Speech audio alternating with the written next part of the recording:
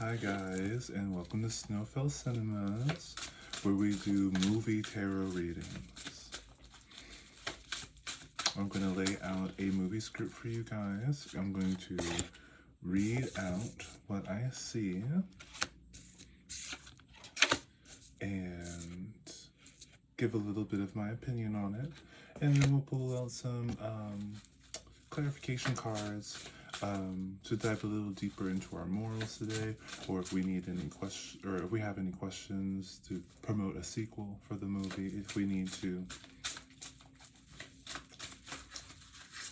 Thank you all for joining me today. I hope you're having a wonderful day, night, evening, morning, afternoon, whatever it is. If you're not having a wonderful time, that's your choice, and I totally respect it.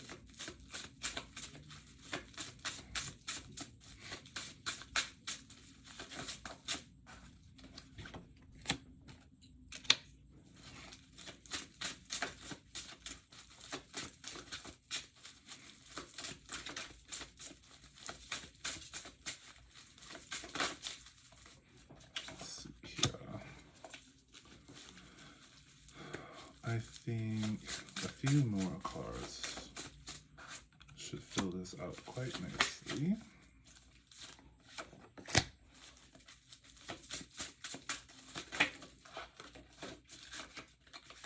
Take that.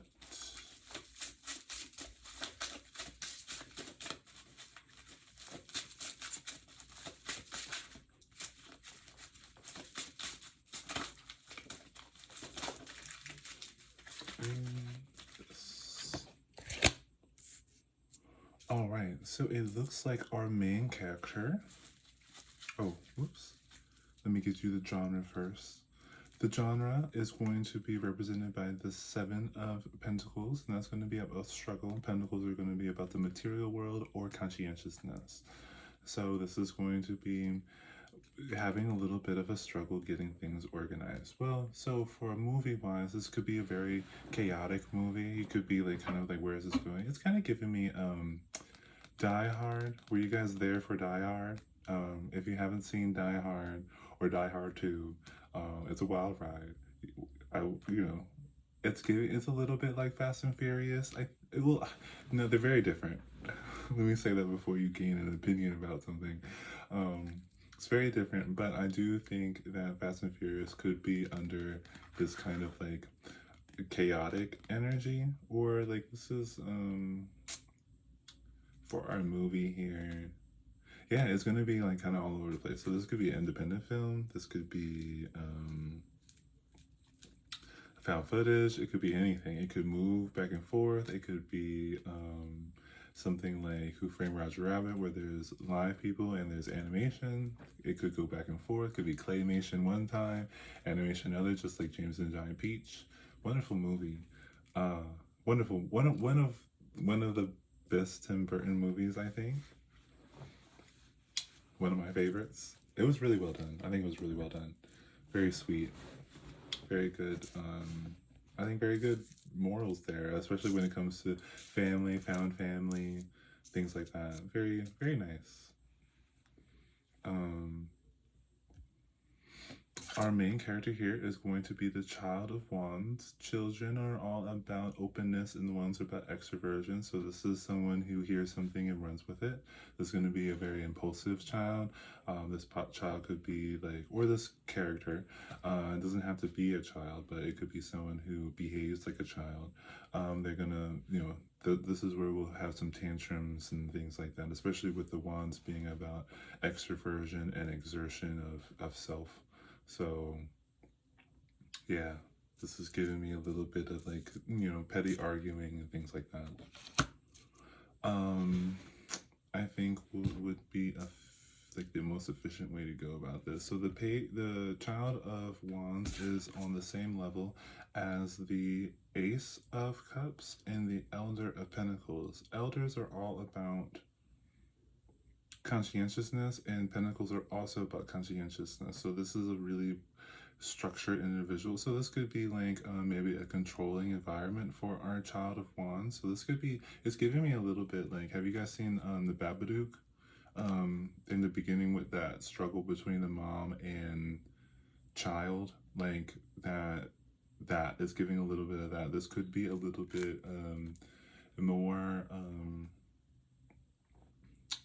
this could be a little bit more controlling. Like is it, what's that movie, Something in the Attic? Is it Flowers in the Attic, where these two kids have to live with their grandmother and then they just kind of live in the attic? Kind of. I never saw the movie, but I saw the trailer for it. I might watch it. I don't know. I do like a. It seemed like a horror thriller. I don't know if something mystical will happen. I would hope so. That's what I like. I like a spiritual type of horror movie. I love that. Um, Especially next to the Ace of Cups. So this could be someone who controls, and like it could be like there could be a lot of emotion around, again, like I said, talking about the Babadook, a lot of emotion between the two characters, so that these two characters could be struggling to live together. Like I'm giving something like that, or the home life is very like this, our Elder of Pentacles could be like controlling, and like they're very sentimental about the environment they live in. So, and then our Child of Wands could be like really disruptive or destructive. So it could be a struggle of like this Elder of Pentacles maintaining their like possessions, like, and I mean, like you know how people have like a sentimental box. This is kind of like someone who has like a sentimental house, and then it's giving me a little bit like our main character is being adopted by this, or they have to live with, because I was talking about the references that I was talking about. Yeah, let's move on. Above the Child of Wands, we have the Ace of Pentacles and the Five of Wands. Fives are all about conflict. Wands are all about extroversion and exertion. So the child could be very combative, especially when it comes to like things that they think is valuable. Like again, with this Ace of Cups, it's giving like to the Elder of Pentacles, the things in their home or their home environment or whatever it is that seems like the Child of Wands is kind of disrupting, is valuable to the Elder of Pentacles. The Elder of Pentacles sees their stuff as sentimental things, while the child seems to see them as treasures that are being guarded, that treasures that need to be fought for. Like seems like someone who, like, it might be entitlement issues, maybe, I'm not sure. We'll dig a little bit further. I think, well, this next card is very interesting. We have the Elder of Wands. So this could be like our Child of Wands could be fighting to be mature, or something, like in some sense independent, or like this is giving me like a child who was adopted by like a relative or something like that, because it's giving me like, you can't tell me what to do energy. But with the conscientious, it's like this is someone who, like, maybe as this child grows, they learn how to be like, this could be like we just got a blip in the history as we follow the child become elder and learn how to this is someone who knows how to get away with things, you know, how to be sneaky, how to get behind people's back, how to steal things, stuff like that. Yeah, this is giving someone who like at least like know how to break in and get away with it. Like this is someone this is giving me a little bit like, I saw one movie where it was a very interesting movie, where our main character, at least for the moment, I think our main character would graffiti the inside of rich people's homes. And it's giving a little bit like that. Like this is someone who like maybe breaks in and disregards people's property or objects or things like that. and not even to like take them or value them, but to discredit them, to like kind of just ruin them for other people. At least that's the download that I'm getting here. On either side of the Elder of Wands, we have the Three of Wands in the Tower. This is someone who's like, again, like the movie. I wish I remember the movie because maybe I should start putting uh, movie suggestions at the in the description of each of my videos. I think that would be fun. I think that would be fun. I'll have to go watch all my other ones and put in movies that I think go along with that. But the same movie is like well, as we follow that main character in that one movie or series, it was on Netflix, with the guy who broke into homes to graffiti them or whatever. We saw him like Three is striving for, and Wands is a exertion and expression, or exertion and extroversion. So this is someone who keeps on wanting more, like the next thrill, the next chase, the next heist or spot. They use a term in the movie and I don't remember what it was, but and this is like kind of leading them to like either this is them being destructive themselves, being a tower moment for these people, or because I think we moved on from the childhood thing. I think we're now in the present moment, and this could be an obsession with the destruction of property, or this could be leading them down to destruction, which I think goes hand in hand. Everything you put out is going to be reflected upon you. The world is a mirror. The world is an echo chamber. You know, what you put out is what you get back. So, you know, at the end of this movie, you know, I would be surprised if they're surprised that what they got was, you know, destruction, some type of trouble, you know. Then we have I'm going to read it like this, the Six of Pentacles above the Nine of Swords. So, oof, yeah, this is giving like, oh, you know, this is someone who like, you know, it's a very interesting thing because it's kind of like, I think this person thinks that they're doing these things, as destructiveness, as a form of like charity. Well, sixes are all about return, and pentacles are all about the material and the conscientiousness. So this is someone who seems like they're doing, yeah, it seems like they're doing them a favor with the Nine of Swords, nine being status and swords being mentality and openness. This is someone who feels like they're opening people's minds. Like this is kind of like, it's like that idea of like give up your earthly possessions kind of thing. Like, this is giving, without your material things, you're now free. It's giving, the Zephyr, I think it was Zephyr maybe, who was in Avatar, the bad guy in like the last season, I think, who learned how to fly. Spoiler alerts if you haven't seen it, I'm sure you've seen it. There's so many remakes of Avatar now. Oh, it was Legend of Korra, not Legend of Avatar. Or Avatar The Last Bender. Yeah, this is giving like, you know, be free yourself of your earthly attachments. You know, your mentality will be better off, or whatever. I think this is a very interesting way to do it, but that's neither here nor there. We have the Eight of Swords above the Seven of Wands. Eights are all about impulse.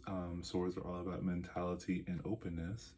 Seven is all about struggle, and Wands are all about exertion or extroversion. So it seems like someone is kind of maybe like trapped in this mindset. And it often brings them struggle, like physical struggle, always getting them in trouble. Now this is very interesting, like it's very interesting just because, I mean, this is definitely, I think I think Die Hard, Fast and Furious, like this is a boy movie, you know, like this is a boy movie where we just kind of, well, I don't think that every boy movie is like that, but some boy movies fall into the trope of being consistent. I would say, like there's a beginning and there's an end, and we get there. But I think the plot twists are more like puns in here, which I think would be funny for me to be able to express to you in some way or another. And like this is a lot of like what was it? There was one movie where they all went to Las Vegas, like it was a bachelor party. They all went to Las Vegas for a bachelor party, and something they get all drunk and black out, and they're all like, it's like when you wake up in the middle of a parking lot and you open the trunk of your car and there's like a half naked man in the back of your car, you know. Like it's giving that, it's giving what happens in Vegas stays in Vegas kind of energy.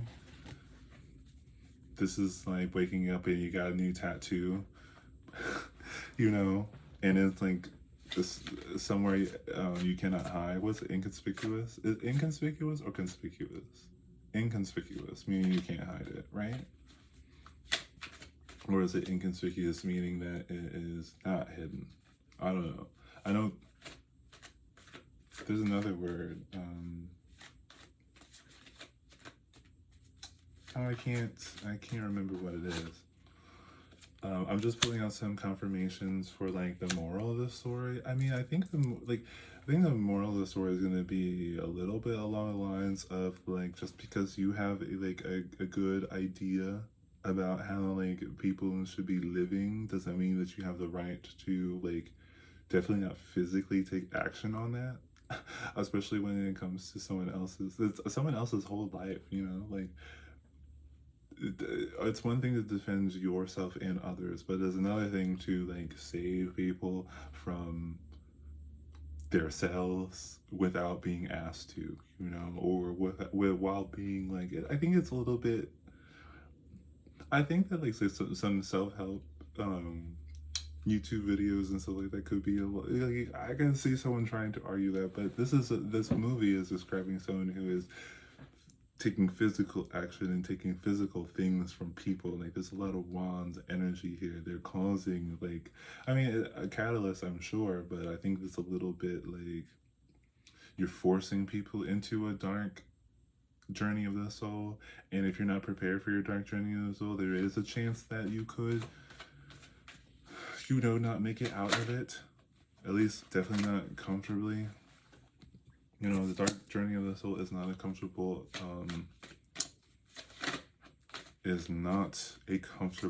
process. So forcing other people to do it is a little bit like, and like your intentions could be possibly good, but it's also a little bit on the lines of, is this a revenge thing or a control thing? Are you controlling other people to go into the dark journey? Because some people aren't supposed to do it this lifetime. They'll have to wait until next lifetime to do it, or the lifetime after that, or whenever it is they're ready to do it.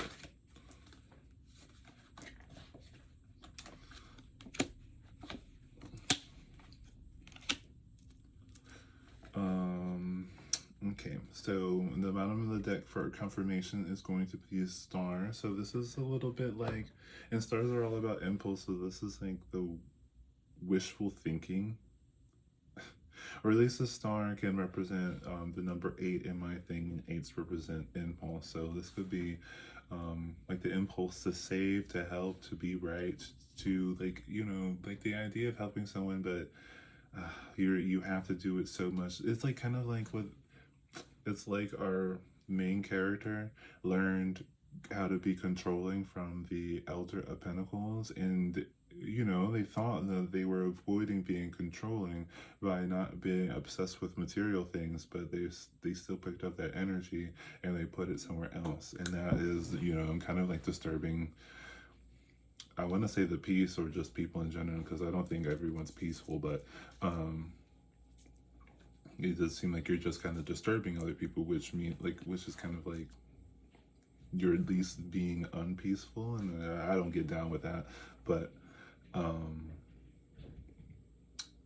our main character, well, like our main character is emphasized by, well, I think this is very interesting. I was gonna say our main character is emphasized by our the Nine of Pentacles, which is status in the material sense and conscientiousness. So this is someone who is like, I don't know, maybe gets like paid to do this, or like I don't know if this was true, but in the movie it was. Well, I know of one tale where someone was getting paid, like, or they were like like a YouTuber, and they would go into abandoned buildings and things like that, and they would get like, all this attention and payment or whatever to do this. So it's kind of giving the same thing as like this person is maybe like has a following, or yeah, they get paid to do this. This is like their their life is to like kind of disrupt people. It's like, to be like an agent of chaos, basically. Um, Behind that, supporting that, we have another Eight of Pentacles, and then we have the Adolescent of Wands. So again, this is someone who, like, even though we have the Elder of Wands represent the character now, and not in their childhood, they still have this like teenage angst, I guess. And they work really hard. It's like their craft, it's like their art form, which is again is giving me that graffiti thing that we were talking about. With the Hermit, we have the Hermit and the Wheel of Fortune on the far ends when we're talking about like kind of like how this person affects other people. We have the Hermit, and how other people affect them. We have the Wheel of Fortune. So like with the Hermit, it's giving a little bit like, and the Hermit is represented by the number 9. 9 is statuses. So this is like, I don't know, this is like kind of putting people into like feelings of destitution, loss, grief, something like that. And the Wheel of Fortune on like them kind of keep on getting in trouble. It's like they keep on getting away with the skin of their teeth. It's like they're really, this is someone who's really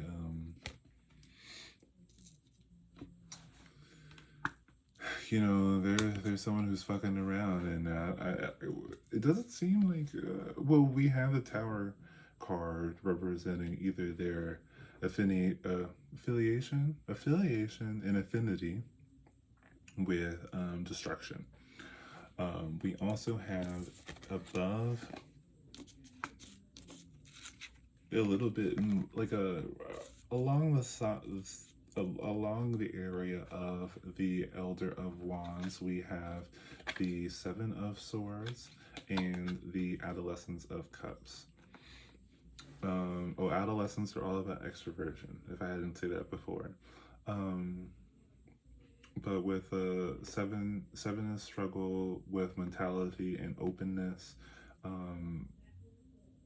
So this is someone who, like, it's kind of like won't listen to anybody telling him anything. It's giving him, but I guess it could be a woman, or non-binary, or whatever you like to fit it in. But it is giving a little bit of that masculine energy because of all this like intrusion. Sorry to all my masculine identifying people, but you do kind of carry a little bit of that intrusive energy with you. But the intrusion combined with the receptiveness of the cups is a little bit like they're kind of like really passionate about this. Again, this is a adolescent energy, so this is like you haven't quite got it yet, like it's like you can think you know everything, but you don't, kind of energy. And I know that the people say that a lot to teenagers, but and so no offense to all my teenagers out there, but you learn a lot as you go, and it doesn't stop at school. If anything can be an epiphany, and an epiphany can show up at any time. It really, class is never over. So you're only in the second quarter of life. So when it comes to that certainty, we have to be a little bit like, even when you get into like your third quarter, I mean, you still have a whole nother quarter to learn. And that last quarter is when conscientious happens. And conscientiousness is the organization. This is when you can start saying things, you have the experience. I mean, this is why people say respect your elders. But I think some elders get a little carried away with that, and they demand respect when they didn't develop conscientiousness. They didn't develop any wisdom or anything worth talking about. Some people don't. Some people don't. And that's okay. We can respect that, but it doesn't mean that someone can tell you what to do. You know, you need to read. The proof is in the pudding, right? So sometimes people get titles when they didn't earn them yet. Sometimes that's how the world works.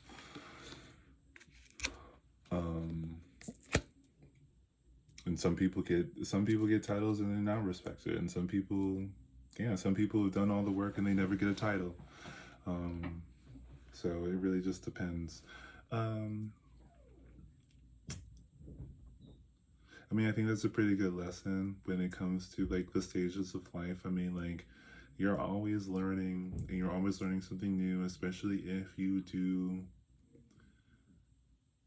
maintain, like, as you go through your journeys. Like, the children are described by openness, and that's your ability to take in new information. And it's important that when you go into the next level of adolescence, that you maintain your openness so that you can progress. Just like when you become an adult, you should maintain. I don't want to say you must, because you don't have to do anything I say, but I think it's valuable to maintain your extroversion, your ability to speak for yourself, to stand up for yourself, to express your individuality. It's important to maintain that, I think, for me. I think also, as you develop into an elder, when you develop into an elder, it's important that you maintain your agreeableness and how well you compromise with the world around you, how harmonious you are, and how, compromising you are in situations in which it's called for. And, if this whole track carries on, then I think it's important that, as you move on from this life into the next, it's important that you maintain your conscientiousness, the things that you do know, like the real things, not just things that you heard, but things that you've experienced, you felt in your gut. You let that be attached to your spirit as you traverse from this dimension to the next.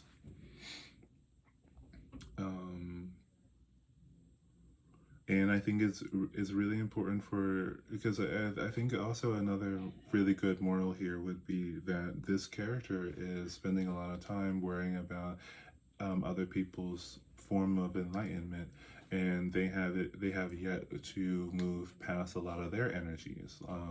They have yet to incorporate, and sometimes you have. Well, I'm going to finish my statement. This character has yet to incorporate a lot of skills in which they would have learned if they took, if they knew to take the steps seriously as you grew. This person is focused on other people being progressive, and it's stagnating them in a sense that they become impulsive, they become intrusive, they become insistent. And so they're no longer progressing, and that's what I mean by, like, it's an interesting thing to think about, because levels of success, like we're talking about, like having a following, or fans, flattery, attention, or anything like that, it can make you feel like you have no more lessons to learn, and that's never true.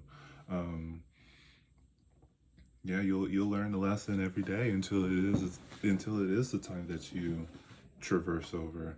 But this is why it's advisable not to save everybody. And I think that's a little bit difficult for some people pleasers or some professions to keep in mind, especially when it comes to like emotional or spiritual senses.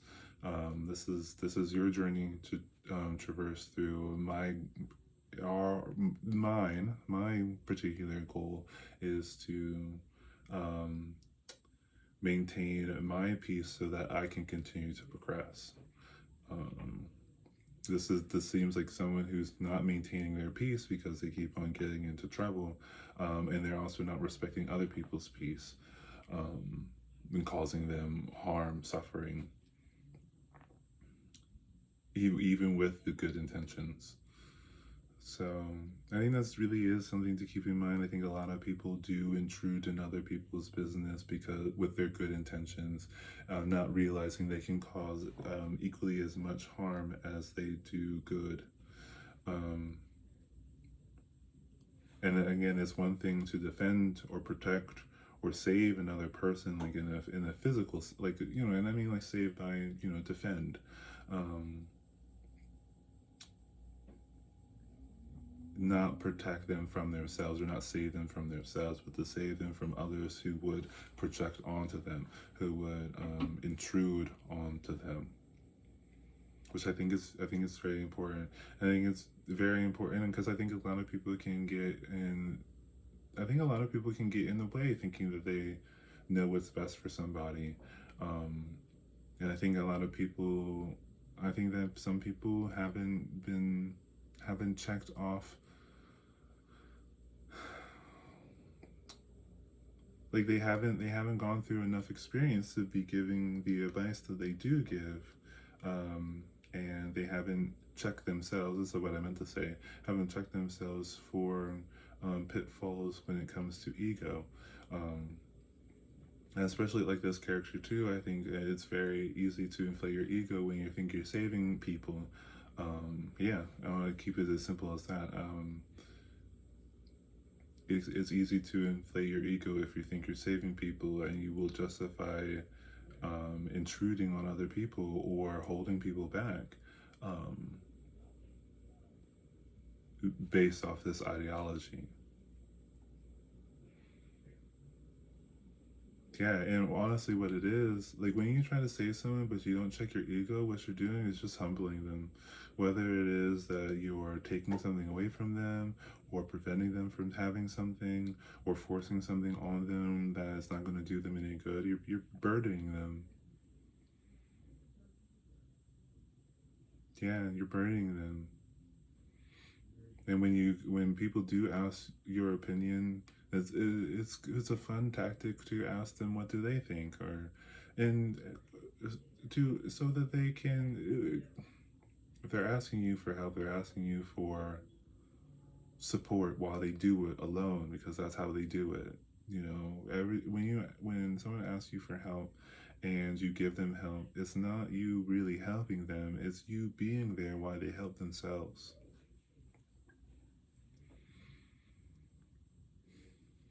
And I think that's a very empowering way to think about being supportive.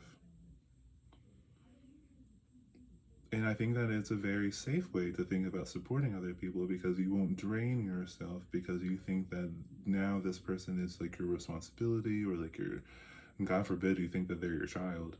Um, and now you have to make sure that they reach the success that you strive for, that you personally you strive for a level of success for them, not knowing that what you think is success to you could be a failure to them.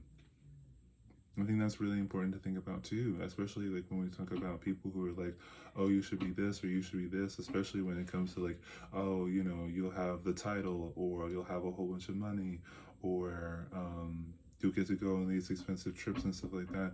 And, not thinking about, the old, the years old saying of like selling your soul.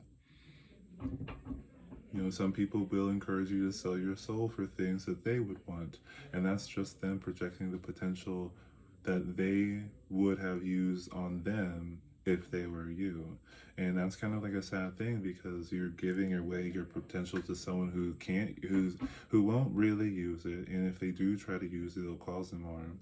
And when you could have used it, and the more you use it for yourself, the more help you would have given yourself.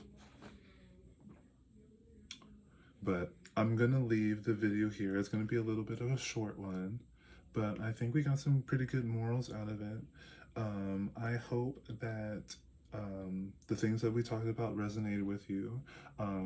If they did not, that is your choice, and that is perfectly respectable. I hope that you have a wonderful morning, day, afternoon, evening, or night. And if you do not wish to have a good morning, day, afternoon, evening, or night, then I respect that. Okay? All right, bye, guys.